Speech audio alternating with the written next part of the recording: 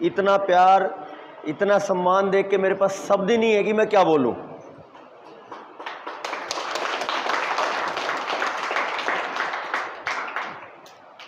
और जब बात जो नरेंद्र जी ने कही है उसकी तरफ हम बढ़ें, और जो नरेंद्र जी ने कही है वो एक दशक से ज्यादा हो गया, उससे पहले लगातार 3 दशक तक कहते रहे एक महान आत्मा भाई राजीव दीक्षित जी कि मैं भारत को भारतीयता के आधार पर खड़ा करना चाहता हूं और उसी काम में लगा हूं। उस बात को यहां पे प्रैक्टिकल होते देखते हुए आत्मा तृप्त है।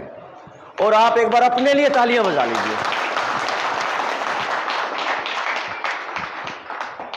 इस इतने ऊंचे विचार के साथ जो एक बहुत बड़ी बात भाई राजीव दीक्षित जी कहते थे, वो मुझे सबसे ज्यादा बार याद आती है। कई बार आंखें नम हो जाती हैं उनकी इस बात को याद करके। वो हमेशा एक बात याद करते थे, कहते थे, आप सबने सुनी होगी कि भाई ये देश है ना, ये आरामदायक स्थिति में बैठा हुआ हाथी है और कभी भी किसी भी समाज के लिए चलने वाले को परेशान नहीं होने देता। एक शर्त है और वो शर्त ये है कि ये भारत पहले थपथपा के देखता है कि समाज के लिए लड़ने वाला कितना मजबूत है, यानी वो अपनी योग्यता अगर सिद्ध कर दे तो कभी उसके पीछे कोई समस्या नहीं आती। आज वही बात मैं यहां पे प्रैक्टिकल देख रहा हूं। कौन कहां से उठा, किसको किसने बुलाया, यह सोचने की बात है कि मैं एक छोटे से गांव में खेती पे चर्चा करता हूं और राजीव दीक्षित भाई को सुनते सुनते एक विचार चल पड़ा तो मैं बढ़ा, और आज देख रहे हैं कि पूरा भारत आज भाई राजीव दीक्षित को फॉलो करके और उनके पीछे आने वाले जो अनुयायी हैं उनको इतनी बड़ी उम्मीद से देख रहा है कि हमारी रेंज से बाहर है। तो भारत को भारतीयता के आधार पर खड़ा करने का यह मकसद अब पक्का सफल होगा, यह उम्मीद पूरी तरह दिखने लगी है।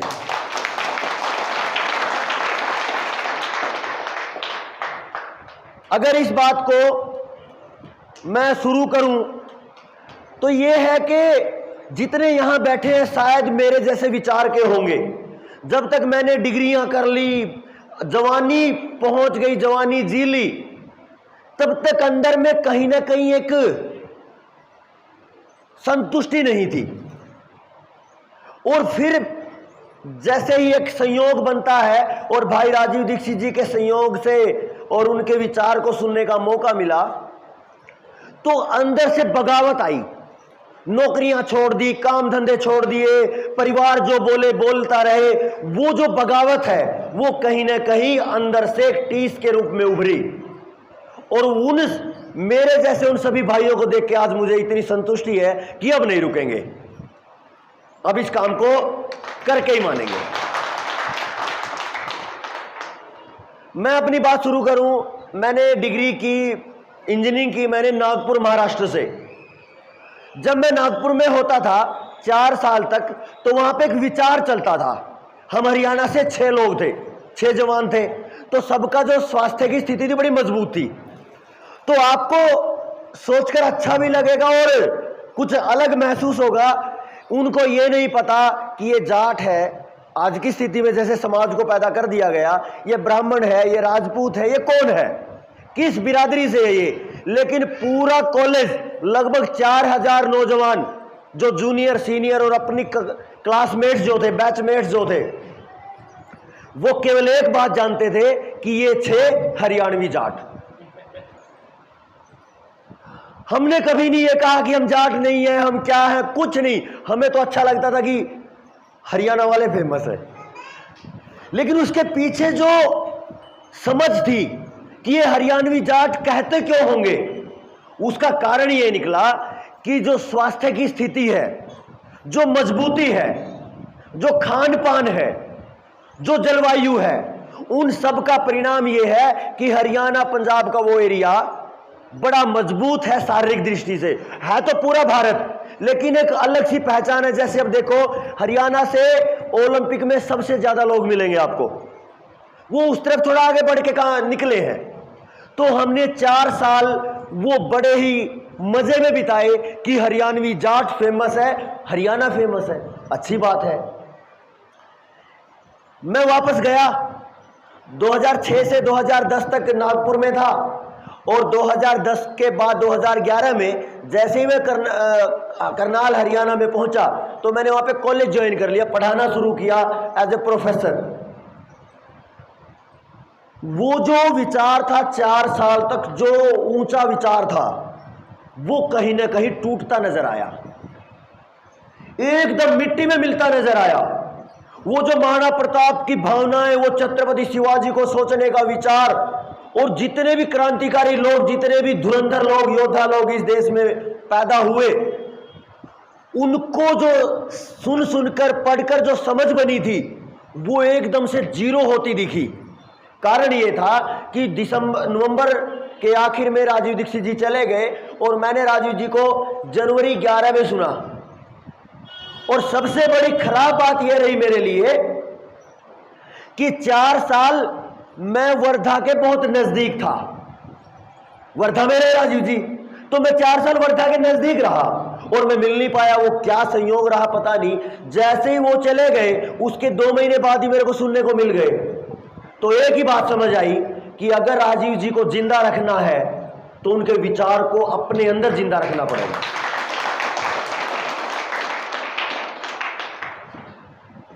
अगर सच में आपके अंदर दर्द है, अगर सच में आप भारत को भारतीयता के आधार पर खड़ा करना चाहते हैं, तो शुरुआत यहां से होगी।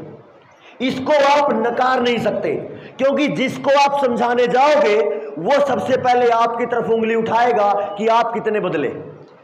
और ये बदलाव मैंने खेती में, स्वास्थ्य में, परिवार में, रसोई में वो जब किया तो सारी चीजें बदली, लेकिन एक चीज नहीं बदली जो राजीव जी को सुन के मुझे समझ आई।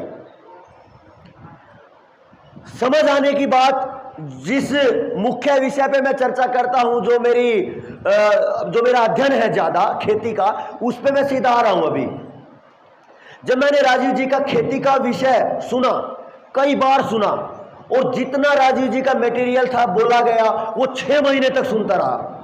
तो 6 महीने तो जैसे आपके साथ बीता हो, ऐसा नींद ही नहीं आती है, कितना भी काम हो चला है, ऐसी भी हालत है। हालत तो दिखती थी, लेकिन क्यों थी वो समझ नहीं आया।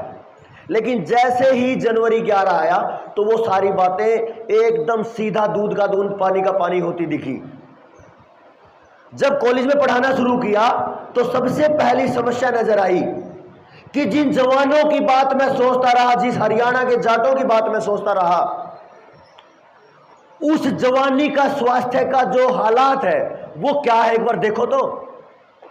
जब मैंने देखना शुरू किया तो 2009 में मनमोहन सिंह ने बोला था कि भी भारत के 43% बच्चे कुपोषण में हैं।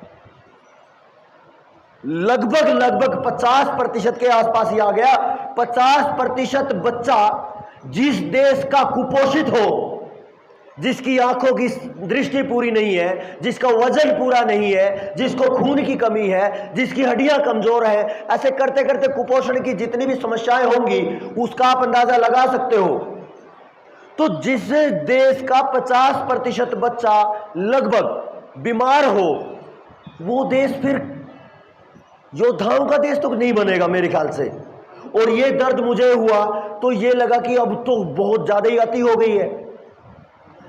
फिर और देखा आगे, लड़कों को देखो तो 5.5 फीट से ऊपर हाइट नहीं मिलेगी। जिस राज्य में 6.5 7 फीट के जवान होते हो 1-2 पीढ़ी पहले, उस राज्य में 5.5 फीट से ज्यादा जवान नहीं मिलेंगे। 4.5 पौने 5 फीट से लंबी लड़कियां नहीं मिलेंगी। वजन की बात करो तो 60 किलो से ज्यादा लड़कों में वजन नहीं मिलता, लड़कियों में 45 किलो से ज्यादा वजन नहीं मिलता।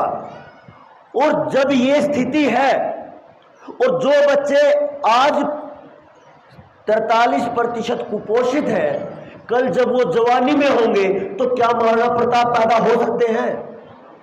क्या शिवाजी पैदा हो सकते हैं? क्या गुरु गोविंद सिंह पैदा हो सकते हैं? क्या बिरसा मुंडा पैदा हो सकता है? अगर स्थिति यह है तो फिर जिंदगी कहां है जवानों की? और यहां से मुझे जो सोचने का, समझने का और एक अलग दृष्टिकोण से समाज को देखने का मौका मिला, उसने पूरा ही सिनेरियो, पूरा सीन ही बदल दिया। अब जब राजीव जी को सुनोगे, न्यू वर्ल्ड ऑर्डर को सुनोगे, तो उसमें बहुत से विषय हैं। खेती का अलग है, स्वास्थ्य का अलग है, चिकित्सा का अलग है, न्याय का अलग है, रसोई से जुड़ा हुआ जितना सिस्टम है वो अलग है, जो प्रजनन का क्षेत्र है, बच्चे पैदा होने का, वो अलग है। हर चीज पे खतरनाक खेल खेला गया। लेकिन मुझे यह समझ आया कि अगर इतने सारे, इतने बड़े खेल में, इतने बड़े षड्यंत्र में क्या मैं अकेला कुछ कर सकता हूं? तो समझ आया कि समझ तो पूरा सकते हो, लेकिन कर तो एक विषय को ही पाओगे।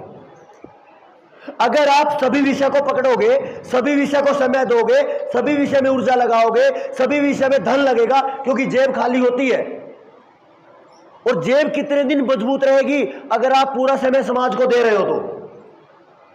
तो ये लगा कि बहुत ज्यादा घूमने की बजाय, बहुत ज्यादा खुला विषय पकड़ने की बजाय अच्छा ये रहेगा कि मैं एक विषय को पकड़ूं, और विषय वो पकड़ूं जो मेरे लिए सबसे ज्यादा पसंदीदा है।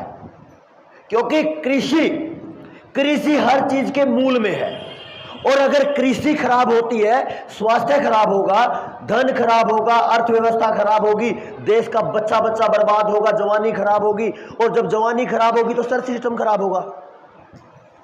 तो मेरे बंधुओं, बड़े बुजुर्गों, माताओं, बहनों, भाइयों, मैंने वहां से खेती पे समझना शुरू किया, खेती करना शुरू किया, अपनी समझ से करना शुरू किया। बहुत सी समस्याएं आई, जैसे आज इतने सारे भाइयों ने मेहनत की है, ऐसे गांव में जगह जगह जाकर खुद दरिया बिछाई, लोगों को बुलाया, लोग उठ के चले गए, फिर दरिया पलटी और वापस दे के आ गए, सब काम अपना।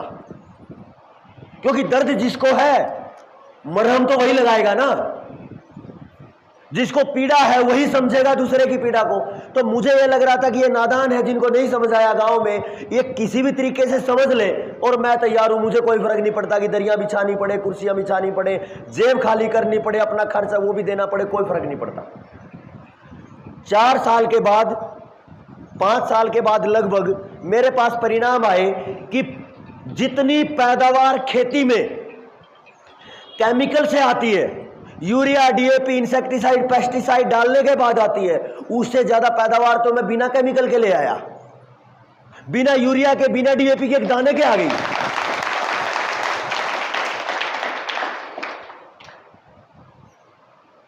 ये विषय इतना शानदार है, इतना मजेदार है कि जैसे आपने देवेंद्र भाई की वीडियो सुनी होंगी एजुकेशन की, उनको जब सुनते चले जाओगे लगता है कि सुनते ही रहे 10-10 घंटे तक, रुकने का मन ही नहीं करता। वो तो गलती होती है कि उनकी वीडियो खत्म हो जाती है वो बीच में, है कि नहीं? अब इसके साथ में मैं ये कहता हूं कि बच्चे स्वस्थ होने चाहिए, तो शुरुआत कहां से हो? शुरुआत तो अपने घर से हो। तो मैंने विवाह किया और लक्ष्य यह था कि किस्मत से जो मेरी धर्मपत्नी है वो मेरे एक एकदम उसी विचार की ढलने में 1 महीना नहीं लगा और मेरे लिए सोने पे सुहागा हुआ। अब जो अगले 4 साल थे, 5 साल थे, जब तक हमने अपनी संतान की योजना बनाई, पूरी तरह उन सिद्धांतों को पढ़ा, वैदिक सिद्धांतों को पढ़ा, कि जैसे देवेंद्र भाई बहुत बार बोलते हैं कि किसी चीज को पालने का, पोषने का तो पोषण है, लेकिन बच्चों को पालने का कोई तैयारी नहीं है। वैदिक विधान यही कहता है कि जैसा आप बच्चा चाहो वैसा पैदा कर सकते हो। और ये एक्सपेरिमेंट अपने से शुरू करके 10 दोस्तों के साथ शुरू किया मैंने, और 10 के 10 के पास 100% परिणाम आए। अब वो परिणाम ये है कि 4 साल विवाह के बाद बच्चे के योजना तक, 9 महीने गर्भकाल के, फिर जन्मदिन के, जिस दिन जन्म हुआ, और 3 साल 3 महीने। अब मुझे किसी डॉक्टर की किसी भी सुई की, किसी भी दवा